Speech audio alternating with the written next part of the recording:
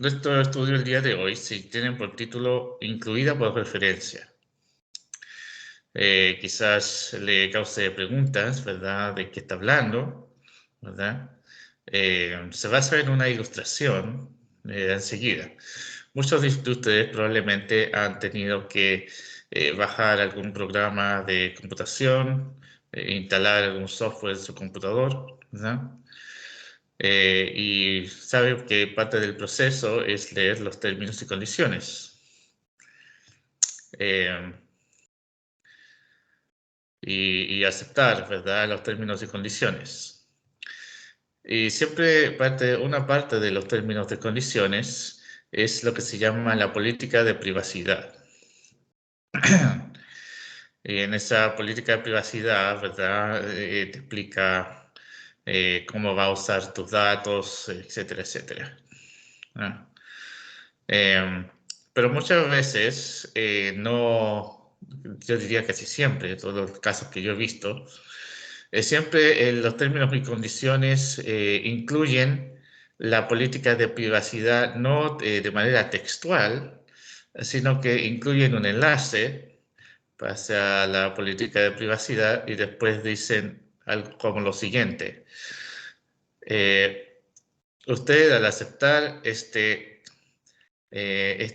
términos, ¿verdad?, está aceptando la política de privacidad que está incluida aquí por referencia. Eh, por lo cual te están diciendo, ¿verdad?, que no están incluyendo textualmente la política de privacidad en los términos, pero al referenciarla y al agregar un enlace, ¿verdad?, te hacen entender que esa política de privacidad, está en otra página web, es incluida por referencia en los términos y condiciones. Pues bien, la aplicación que quiero hacer de esto es a la ley de Moisés, el Antiguo Testamento, para decirlo de alguna otra manera. Sabemos, ¿verdad?, que la ley de Moisés como pacto fue abolido por Jesús y reemplazado por su nuevo pacto, ¿verdad? Sin embargo, esto no es el final de la historia, ¿verdad? Hay muchos hermanos, ¿verdad?, que tienen la idea, ¿verdad? Bueno, estamos bajo el nuevo pacto, por lo tanto no es necesario el estudio del Antiguo Testamento, ni tampoco es necesario o apropiado tomar, ¿verdad?, enseñanzas del Antiguo Testamento y aplicarlas hoy, así, sino que simplemente uno toma el Nuevo Testamento y se queda simplemente con lo que dice el Nuevo Testamento y eso es todo. Esa es una idea que existe, ¿verdad? Uno de los problemas aquí, obviamente, es que el Nuevo Testamento te va a dejar con preguntas, ¿verdad? Y vamos a ver esto más adelante, ¿verdad? Algunos mandamientos están sin detalles y uno te pregunta, bueno, ¿cómo voy a hacer esto? Eh, y la idea muchas veces entre los liberales es simplemente, no, lo haces como se te ocurre a ti, ¿no?, o como decida tu cultura, en vez de usar el Antiguo Testamento. Pero nuestro tema del día de hoy va a ser la importancia de estudiar el Antiguo Testamento, no solamente para los propósitos que normalmente lo usamos, ¿verdad? Ejemplos, los relatos históricos, aprender realidades o verdades sobre la naturaleza de Dios, etcétera, etcétera. Todo eso es verdad, sino que también eh, eso es lo que dice Romanos 15:4, ¿verdad? Ustedes conocen el pasaje, ¿verdad? Todo lo que fue escrito antes fue escrito para nuestro aprendizaje, ¿verdad? etc. Sino que yo quiero hacer otra aplicación. Yo quiero enfocarme en el Antiguo Testamento como ley, la ley de Moisés como tal. ¿Ya? ¿Cuál es el uso de esa ley para el cristiano? ¿Ya? Y lo que voy a probarles es lo siguiente.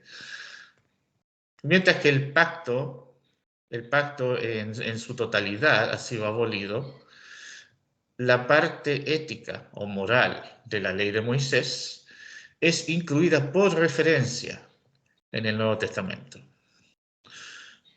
Por lo tanto, esto significa que para entender los mandamientos de cómo un cristiano debe vivir en el Nuevo Testamento, ¿verdad? Es necesario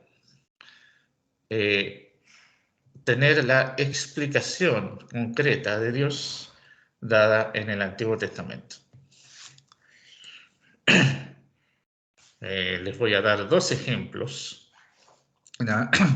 Dos ejemplos de mandamientos que son transferidos directamente desde el Antiguo Testamento al Nuevo, y les voy a dar dos ejemplos de mandamientos del Nuevo Testamento, de la ley de Cristo, que no se pueden entender o cumplir sin una explicación concreta que se encuentra no en el Nuevo Testamento, sino en el Antiguo Testamento. ¿Ya? Bien. Ok. Voy a presentar dos ejemplos de cada uno de estos puntos, pero les aviso inmediatamente que este se puede aplicar a cualquier cosa, cualquier mandamiento que uno encuentra en el Nuevo Testamento. Cualquier mandamiento que uno encuentra en el Nuevo Testamento que tiene que ver con la vida del cristiano, cómo un cristiano debe vivir, va a ser tomada directamente del Antiguo Testamento, el código moral del Antiguo Testamento, sea a través de una cita directa o a través de una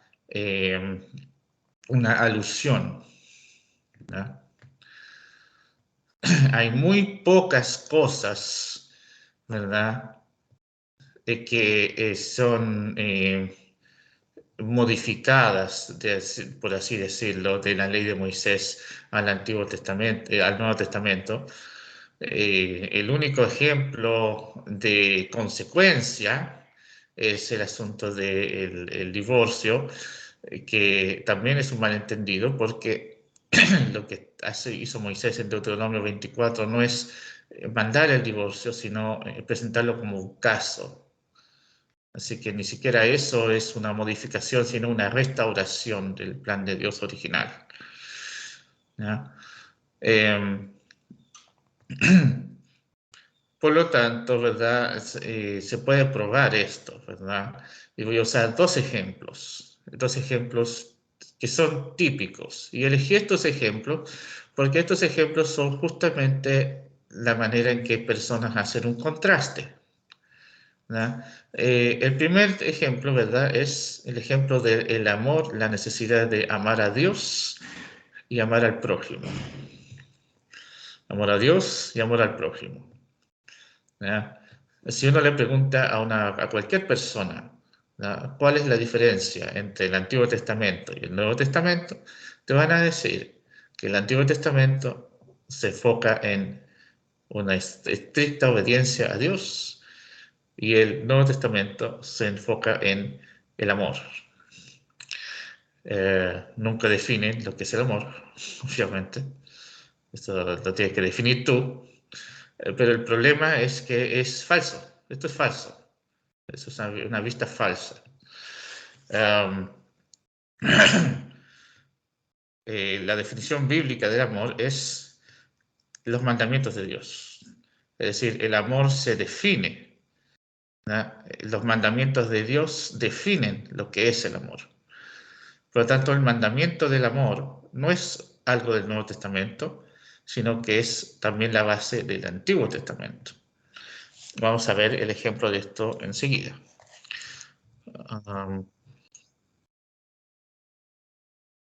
Bien, hermano Jerry, ¿podría por favor leer estos pasajes o ponerlos en la pantalla, si es posible?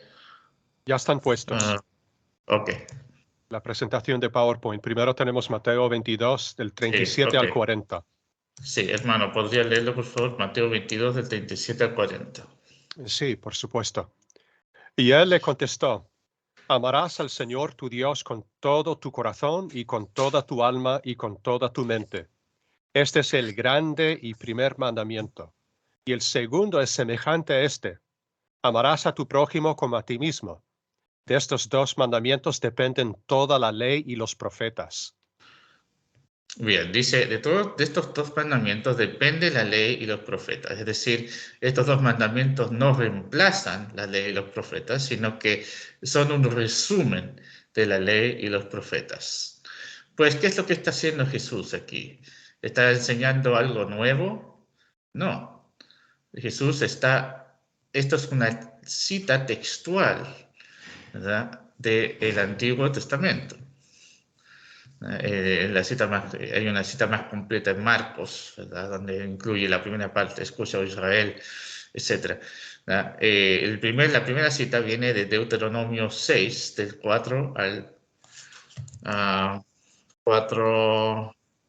5. Lo leo, ¿no? Sí, por favor.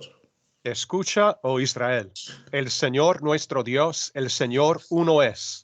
Amarás al Señor tu Dios con todo tu corazón y con toda tu alma y con toda tu fuerza. Gracias. Y Levítico 19, 18 y 34. No te vengarás, ni guardarás rencor a los hijos de tu pueblo, sino que amarás a tu prójimo como a ti mismo. Yo soy el Señor. Y el versículo 34 dice: el extranjero que resida con ustedes les será como uno nacido entre ustedes, y lo amarás como a ti mismo, porque ustedes fueron extranjeros en la tierra de Egipto. Yo soy el Señor su Dios. Gracias. Por lo tanto, ¿verdad? ¿Qué está haciendo el Señor Jesús aquí? Está citando la ley de Moisés. Cuando le hicieron esta pregunta, cuál es el gran mandamiento de la ley? Jesús va directamente a la ley de Moisés, ¿verdad? Y saca los dos mandamientos, ¿verdad? Que resumen, ¿verdad? Resumen o dan la base para obedecer todo el resto, el fundamento para todo el resto de la ley de Moisés, que es Deuteronomio 6:4 y Levítico 19:18.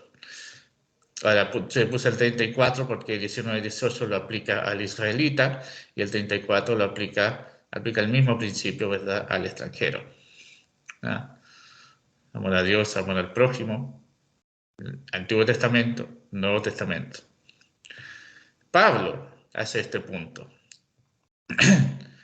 Pablo, ¿verdad?, cuando está enseñando sobre la importancia del amor en Romano, cita la ley de Moisés. Hermanos, Romanos 13, del 8 al 10. No deban a nadie nada, sino el amarse unos a otros, porque el que ama a su prójimo ha cumplido la ley. Porque esto: no cometerás adulterio, no matarás, no hurtarás, no codiciarás, y cualquier otro mandamiento. En estas palabras se resume: amarás a tu prójimo como a ti mismo. El amor no hace mal al prójimo. Por tanto, el amor es el cumplimiento de la ley. ¿Cuál ley? ¿Ah? La ley de Dios, ¿verdad? Y cuando habla de la ley de Dios, ¿verdad? Esto es parte de la ley de Cristo. Romano es parte de la ley de Cristo. ¿verdad? Sin embargo, lo que Pablo está citando es ley de Moisés. O sea, para decirle a los hermanos cómo deben cumplir la ley de Dios, ¿verdad? La actitud o el fundamento necesario para cumplir todos los mandamientos que Dios ha dado, ¿verdad? Cita el Antiguo Testamento, ¿verdad? Los mandamientos de aquí son tomados de Éxodo 20 y finalmente vuelve a citar Levítico 19:18. Amar a sus prójimos como a ti mismo, ¿verdad?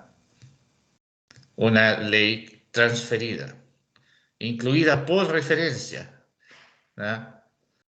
En el Nuevo Testamento, para la ley de Cristo, pero tomada directamente del Antiguo Testamento.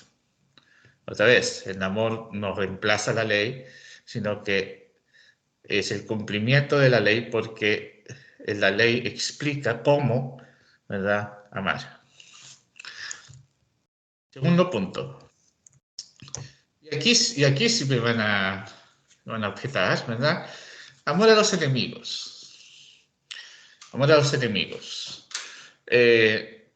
Si alguien hace cualquier contraste entre el Antiguo Testamento y el Nuevo Testamento, la persona común y corriente, ¿verdad? La persona de la calle, como decimos en Chile, van a decir, no, Jesús enseñó algo nuevo, enseñó que uno debe amar a sus enemigos, ¿verdad? Y leamos, por favor, la parte donde Jesús enseñó esto, ¿verdad? Mateo 5, 43 al 45. Ustedes han oído que se dijo, amarás a tu prójimo y odiarás a tu enemigo. Pero yo les digo, amen a sus enemigos y oren por los que los persiguen, para que ustedes sean hijos de su Padre que está en los cielos. Porque Él hace salir su sol sobre malos y buenos, y llover sobre justos e injustos. Gracias. Bien, ok, aquí está la enseñanza entonces, el Sermón del Monte, ¿verdad? Jesús está haciendo un contraste, lo voy a argumentar enseguida, que no está haciendo un contraste entre la ley de Moisés y sus propias enseñanzas, sino entre la tradición oral de los judíos y la enseñanza que siempre ha sido de Dios, ¿verdad? Bajo Moisés y bajo Jesús, ¿verdad? Esto no es el pasaje siguiente que voy a leer, viene de Romanos 12 del 19 al 21, que tiene la misma enseñanza. Amados, nunca tomen venganza ustedes mismos, sino den lugar a la ira de Dios, porque escrito está, mía es la venganza, yo pagaré, dice el Señor. Pero si tu enemigo tiene hambre, dale de comer, y si tienes sed, dale de beber, porque haciendo esto, carbones encendidos amontonarás sobre su cabeza. No seas vencido por el mal, sino vence el mal con el bien. Gracias. Ok. Bien, aquí tenemos entonces la enseñanza del Nuevo Testamento, ¿verdad? Uno debe amar y hacerle bien a su enemigo personal, ¿verdad? No tomar venganza, ¿verdad? Sin embargo, ¿esto es algo nuevo? No, esto no es algo nuevo. De hecho, Pablo aquí, específicamente en el versículo 20, ¿verdad?, nos está enseñando algo nuevo. Uno no sabría mucho porque no lo introduce con una cita, no dice está escrito, pero esto es una cita directa de Proverbios 25, 21 y 22. Está bien. Si tu enemigo tiene hambre, dale de comer pan.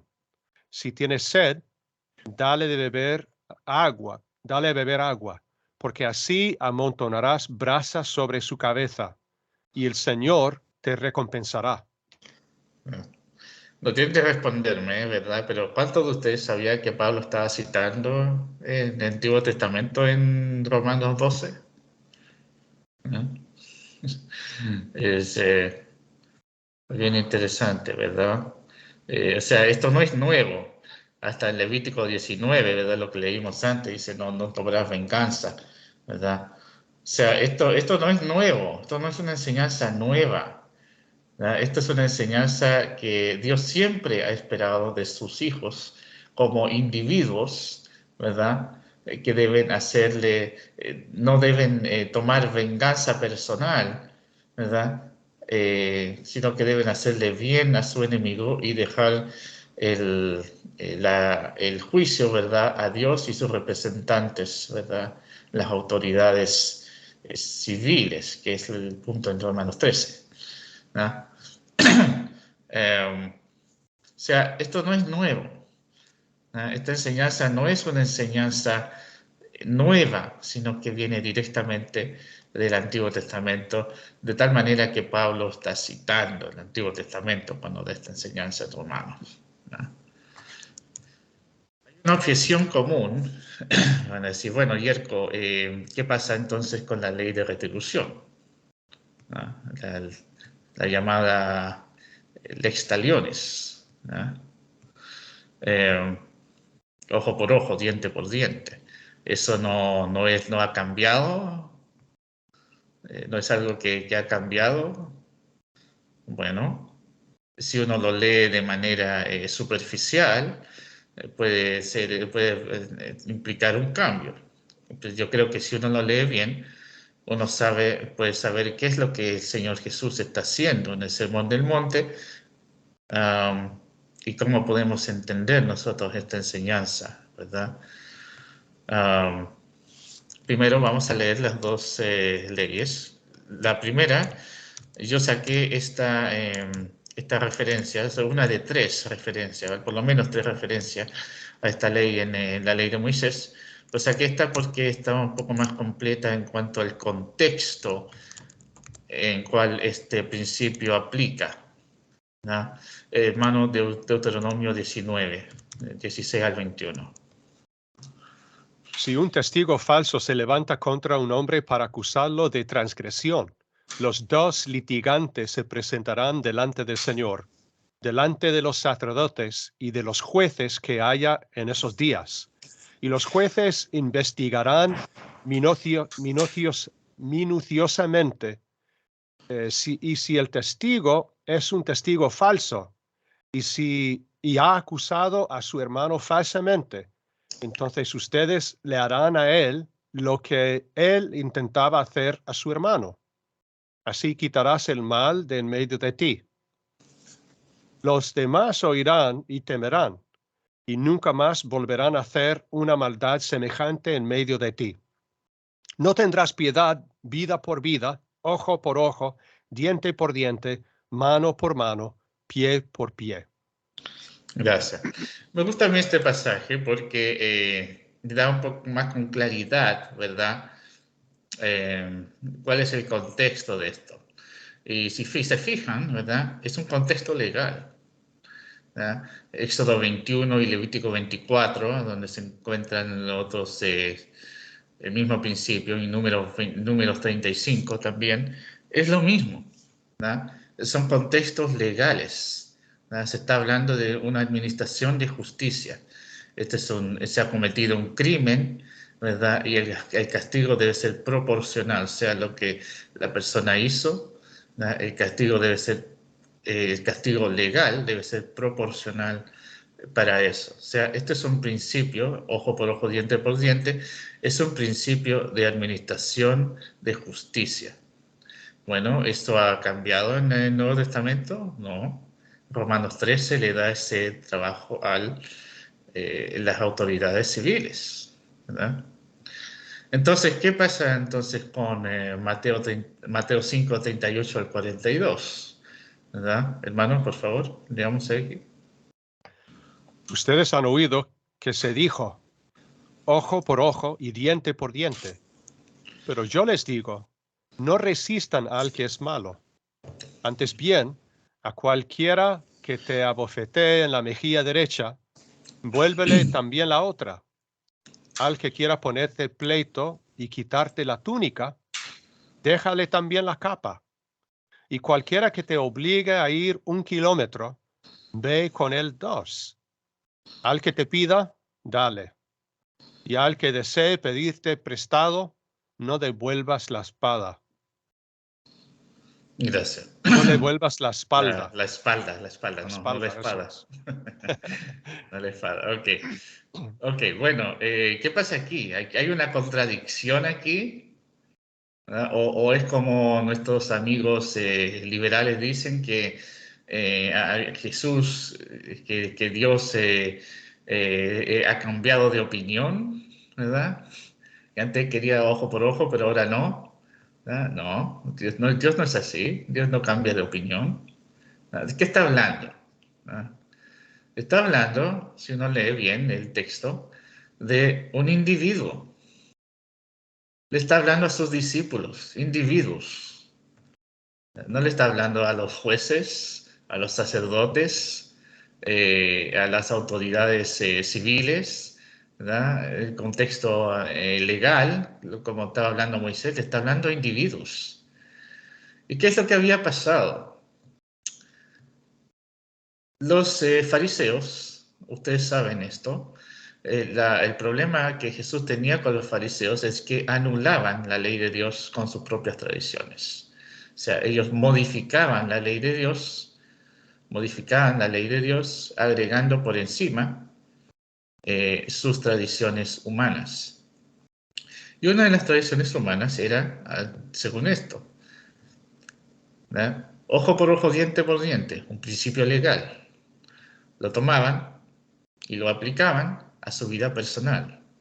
O sea, si un juez en una corte legal debe aplicar ojo por ojo, diente por diente a alguien que es culpable de un crimen, yo como individuo puedo entonces aplicar ojo por ojo, diente por diente a un enemigo personal que me ha hecho algún daño personal. Eso no es lo que enseña la ley de Moisés. Eso lo enseñaban ellos. Otro ejemplo, 43. Amarás a tu prójimo y odiarás a tu enemigo. Amarás a tu prójimo estaba en la ley. Odiarás a tu enemigo no está en ningún lado. Eso lo inventaron ellos. ¿Qué está criticando? ¿Qué está corrigiendo Jesús aquí? Jesús no está corrigiendo la ley. De hecho, ni siquiera dice está escrito está, que es la manera que él normalmente introduce una cita bíblica. Él dice, habréis oído que fue dicho. O sea, está citando lo que fue dicho. ¿Dicho por quién? Por los antiguos. Es decir, está citando la tradición oral de los judíos, que era más venerada que la misma ley muchas veces. Eso es lo que está corrigiendo perversiones de la ley de Dios. No está corrigiendo la ley de Dios. Así responde entonces la objeción, ¿verdad? Y también entiendes, ¿verdad?, cómo reconciliar estos dos principios, ¿verdad? Uno se trata de la administración de justicia en un contexto legal, el otro se trata de cómo debemos actuar como individuos. ¿Eh? Bien, siguiente punto.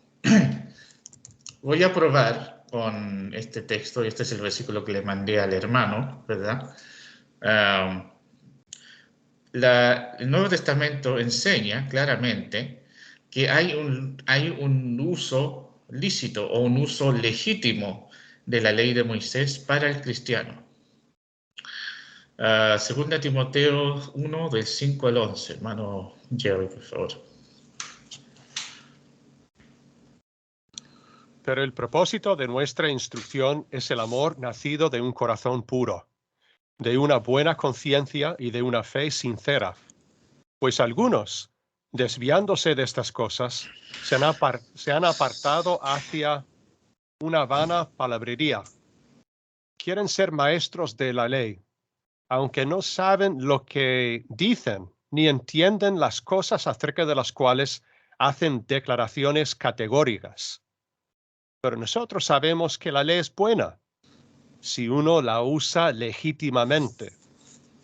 Reconozcamos esto, que la ley no ha sido instituida para el justo, sino para los transgresores y rebeldes, para los impíos, y pecadores, para los irreverentes y profanos, para los que matan a sus padres o a sus madres, para los asesinos, para los inmorales, homosexuales, secuestradores, mentirosos, los que juran en falso, y para cualquier otra cosa que es contraria a la sana doctrina, según el glorioso evangelio del Dios bendito, que me ha sido encomendado. Gracias. Dos puntos. Bueno, tres. Tres puntos. Primero, dice, afirma categóricamente, ¿verdad?, que hay un uso legítimo de la ley para el cristiano. O sea, esto refuta, si no tienes ningún otro pasaje, ¿verdad? Esto refuta, ¿verdad?, la idea que el cristiano no debe usar, ¿verdad?, la ley de Moisés para nada. No, hay un uso legítimo de la ley. Pablo lo dice, ¿no? Pero ¿cuál es ese uso? ¿No? Ese uso es las cosas que menciona enseguida. ¿De dónde vienen estas cosas que él menciona? ¿Dónde están mencionados estos pecados? Bueno, esto hace alusión a los mandamientos en Éxodo 20, lo que comúnmente son conocidos como los 10 mandamientos, ¿verdad? Eh,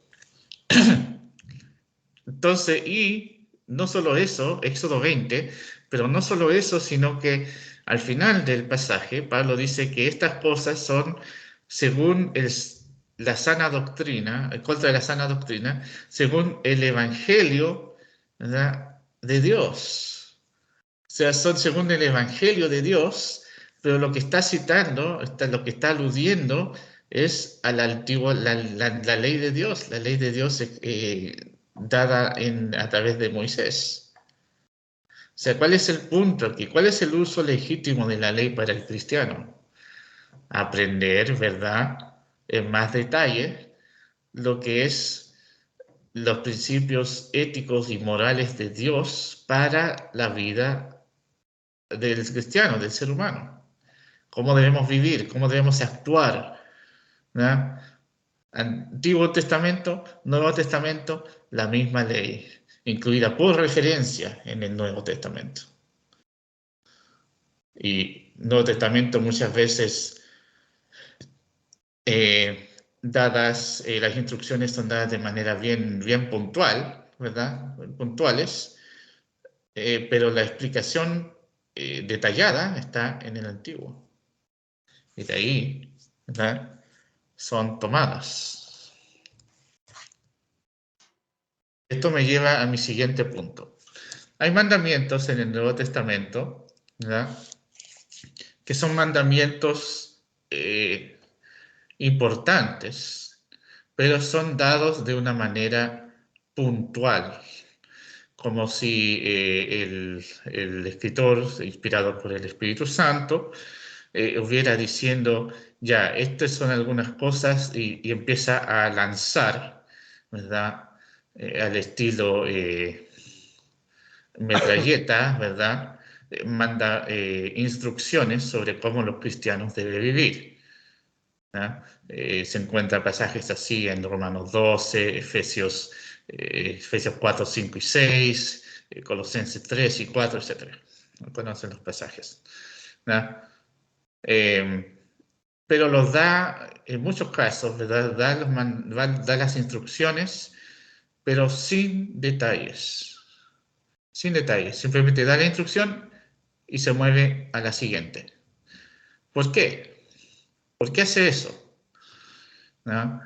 Está esperando que el cristiano, ¿verdad?, saque de su propia mente, de su propio sentido, cómo cumplir estos mandamientos, o está esperando que el cristiano, ¿verdad?, lea este mandamiento y vuelva al resto de la revelación de Dios, es decir, el Antiguo Testamento, donde se encuentran los detalles sobre qué significa y cómo debemos obedecer ese mandamiento, ¿no? El primer ejemplo que quiero sacar aquí es Efesios 6, del 1 al 4. Estos son la crianza y disciplina de hijos, ¿verdad? Hermano, Hijos, obedezcan a sus padres en el Señor, porque esto es justo. Honra a tu padre y a tu madre, que es el primer mandamiento con promesa, para que te vaya bien y para que tengas larga vida sobre la tierra. Y ustedes, padres, no provoquen a ira a sus hijos, sino críenlos en la disciplina e instrucción del Señor. Gracias. Bueno, 2 puntos, ¿verdad? Versículo 2, otra cita del Antiguo Testamento, ¿verdad? Éxodo 20, nuevamente. Y versículo 4, sí, da una instrucción bien puntual a padres, ¿verdad? Padres, no provoquéis a vuestros hijos, sino criarlos en la disciplina e instrucción del Señor. Pregunta, ¿qué significa eso? ¿Quién determina lo que significa eso? ¿Lo determino yo? ¿Lo determina mi cultura? ¿Lo determina los sociólogos, los psicólogos infantiles, los supuestos expertos en el desarrollo el desarrollo infantil? ¿O lo determina Dios? Yo digo, lo determina Dios.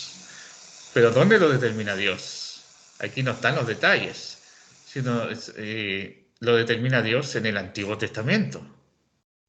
En el Antiguo Testamento vas a encontrar todas las instrucciones relacionadas con cómo un padre debe criar, enseñar y disciplinar, ¿verdad?, a su hijo, ¿verdad? No voy a leer Hebreos 12 no, en este momento, pero Hebreos 12 hace toma el principio del Antiguo Testamento y lo aplica al Nuevo Testamento y hace la aplicación a la disciplina de Dios. Hebreos 12 del 5 al 7, ustedes lo pueden leer después si desean, ¿verdad? Pero leamos por favor Proverbios 3, 11 y 12. Hijo mío, no rechaces la disciplina del Señor, ni aborrezcas su reprensión, porque el Señor ama a quien reprende, como un padre al hijo en quien se deleita. Gracias. 19, 18. Disciplina a tu hijo mientras hay esperanza, pero no desee tu alma causarle la muerte. Gracias. Y aquí la puntual, 1324, hermano, si puede encontrarlo ahí. No sé que no está en la lista, pero importante. Capítulo 13, versículo 24. Sí, Vamos a ver, Proverbios 13, 24. tengo que incluir las notas aquí. Está bien. Dice así: el que evita la vara, odia a su hijo, pero el que lo ama, lo disciplina con diligencia. Gracias. Esta es alguna de las instrucciones, ¿verdad? Dadas a padres en el Antiguo Testamento, ¿verdad? Eh, Específicamente, ¿verdad?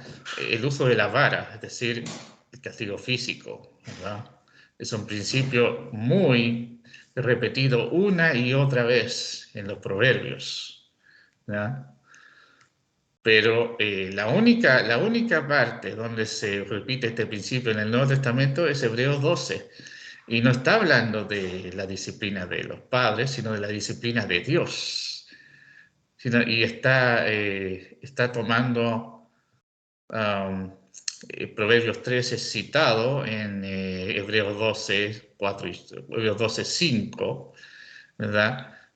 Con algunas palabras cambiadas. Dice, porque... ¿Lo cito? sí, por favor, 12, 5. Sí, además han olvidado la exhortación que como a hijos se les dirige: hijo mío, no tengas en poco la disciplina del Señor, ni te desanimes al ser reprendido por él. Y 6. Porque el Señor al que ama disciplina, y azota a todo el que recibe por hijo. Bien, un poquito diferente al proverbio, pero saca un poco del resto de los principios de proverbio y los pone aquí, ¿verdad? Y el 7 hace el punto sobre los padres terrenales. Pero mi punto es este, ¿verdad? ¿Qué está haciendo el escritor de Hebreos? Está tomando por hecho que sus lectores saben, ¿verdad? Conocen los proverbios y está haciendo una aplicación de la disciplina de un padre terrenal a la disciplina de Dios. Entonces, este es un uso del Antiguo Testamento para enseñar un principio en el Nuevo Testamento, ¿verdad? Y entonces, vuelvo a mi pregunta. ¿Qué quiere que hagamos Dios? ¿Qué quiere Dios que hagamos? ¿Que inventemos de nuestra propia mente cómo cumplir el mandamiento en Efesios? ¿O que hagamos lo que hace el escritor de los escritores del Nuevo Testamento inspirados y volvamos al Antiguo Testamento y aprendamos de ahí cómo debemos hacerlo? Yo argumento la segunda, ¿no? Último punto, la modestia o el pudor, ¿verdad?, en la ropa. Un tema controversial en la modernidad. Y muchas veces entre cristianos, ¿verdad?, leyendo los pasajes en el Nuevo Testamento, uno dice, ya, ok, te lo deja a tu juicio. En tu juicio, ¿verdad?, elijas, o según lo que diga tu cultura, ¿verdad?, eliges qué es pudoroso, qué es modesto, ¿verdad?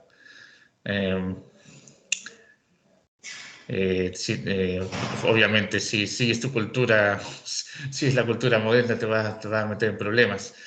Pero también, tampoco pienso yo, tampoco argumento yo, más bien dicho, que se debe usar nuestro juicio, porque eh, hay límites concretos dados por Dios, pero son dados en el Antiguo Testamento. Hermano, primera Timoteo 2, 9 y 10. Asimismo, que las mujeres se vistan con ropa decorosa, con pudor y modestia, no con peinado ostentoso, ni con oro, no con oro o perlas, o vestidos costosos, sino con buenas obras, como corresponde a las mujeres que profesan la piedad. Gracias. Bueno, lo que menciona Pablo específicamente es el problema de la ostentación. Sin embargo, también está incluido aquí el tema de la modestia en cuanto a no exponer, ¿verdad?, el cuerpo, o para usar el lenguaje bíblico, no descubrir la desnudez. La Biblia tiene mucho que decir sobre descubrir la desnudez. Pero el primer punto que voy a hacer, Pablo nos da detalles, nos da una línea, no determina, ya, esto es el punto por cual no puedes pasar, ¿verdad? ¿Por qué? Bueno, una razón es porque está apelando a los corazones, ¿verdad?, del cristiano. Pero la otra razón es que Dios ya lo ha hecho. Pablo no necesita repetir el límite que Dios ya puso en el Antiguo Testamento. Génesis 3, 7 y 21, hermano, por favor. Entonces fueron abiertos los ojos de ambos, y conocieron que estaban desnudos, y cosieron hojas de higuera, y se hicieron delantales. Bien, 21. El 21 dice, el Señor Dios hizo vestiduras de piel para Adán y su mujer, y los vistió. Bien, Éxodo 28, por favor. Les harás calzoncillos de lino para cubrir su desnudez. Llegarán desde los lomos hasta los muslos. Y Aarón y sus hijos los llevarán puestos cuando entren en la tienda de reunión, o cuando se acerquen al altar para ministrar en el lugar santo. para que no incurran en culpa y mueran. Será estatuto perpetuo para él y para su descendencia después de él. Gracias. Bien, Génesis, ¿verdad? Esto es antes de la ley de Moisés, ¿verdad? Génesis 3, justo después del pecado, ¿verdad? Adán y Eva ya no pueden estar desnudos, ¿verdad? Le provoca vergüenza. Por lo tanto, trata de cubrirse y se cubren con delantales. O sea, se hacen unos delantales de hojas para cubrir las partes íntimas, ¿verdad? Sin embargo, Dios no consideró esto suficiente. Aún estaban desnudos. Estaban vestidos, pero aún estaban desnudos. Por lo tanto, les hizo vestiduras o túnicas de piel para cubrirlos, para vestirlos, ¿no? La palabra hebrea aquí indica un camisón o vestidura que llega del cuello hasta la rodilla, ¿verdad? O en algunos casos de túnicas formales hasta los pies, ¿verdad? En Éxodo, ¿verdad? Dios da instrucciones a los sacerdotes sobre cómo deben vestirse para ir a ministrar en el altar. Y lo que le dicen es, deben hacerse, dice calzoncillos, ¿verdad? Pero no son calzoncillos, son lo que nosotros llamaríamos calzoncillos largos o chores, ¿verdad? Dice, para cubrir su desnudez, cubrir su desnudez. Y dicen, estos calzoncillos deben llegar de los lomos o de las caderas hasta los muslos, las rodillas. Deben cubrir todo entre los lomos, la cadera y las rodillas. No se preocupa por la parte de arriba porque ya tienen puestas sus túnicas, ¿verdad? ¿Cuál es el propósito? Para no descubrir su desnudez, ¿verdad? Está por todo el Levítico, descubrir la desnudez, no debe descubrir la desnudez. ¿Por qué? Porque descubrir la desnudez es un acto sexual. Descubrir la desnudez es un acto sexual reservado exclusivamente para el matrimonio, por lo tanto no se debe hacer en público, ¿verdad? Por diferentes razones, ¿verdad?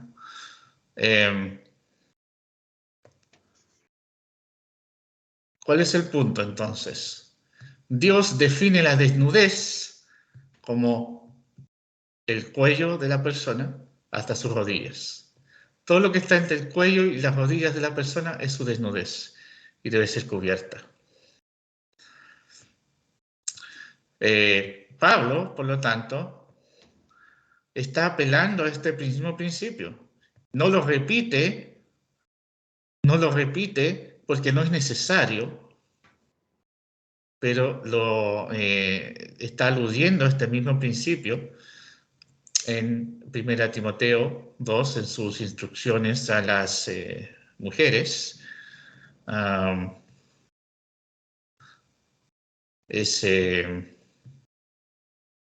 Si no me equivoco, Pedro hace lo mismo en 1 de Pedro 3.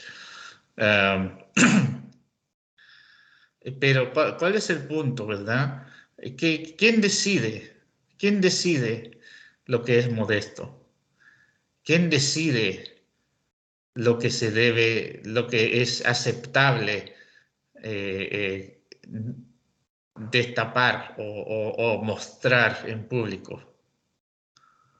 ¿Lo decide el hombre? ¿Lo decide la cultura? ¿O lo decide Dios? Lo decide Dios. Y Dios ha puesto el límite. ¿Verdad? Todo lo que está entre el cuello y la rodilla de la persona, eso desnudez, se debe cubrirse. ¿No? Yo diría se puede cubrir más. ¿Verdad? En muchos casos yo diría es prudente cubrir más, ¿verdad? Pero no se puede cubrir menos que eso. ¿De dónde aprendemos eso? Del Antiguo Testamento. Hermanos, en conclusión, vemos entonces que el Antiguo Testamento, hermano, es 75% de sus Biblias. yo no creo que 75% de sus Biblias es basura y se debe desechar simplemente porque estamos bajo un nuevo pacto, sino que Dios espera que podamos discernir, ¿verdad? Que el Nuevo Testamento tiene un nuevo pacto, ¿verdad?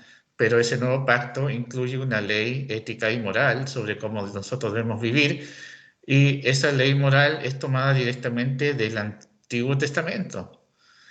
Entonces, Él espera de nosotros, como cristianos, que aprendamos, ¿verdad?, del Antiguo Testamento, cómo debemos vivir, ¿verdad?, como cristianos, cómo debemos vivir como cristianos. Porque estas instrucciones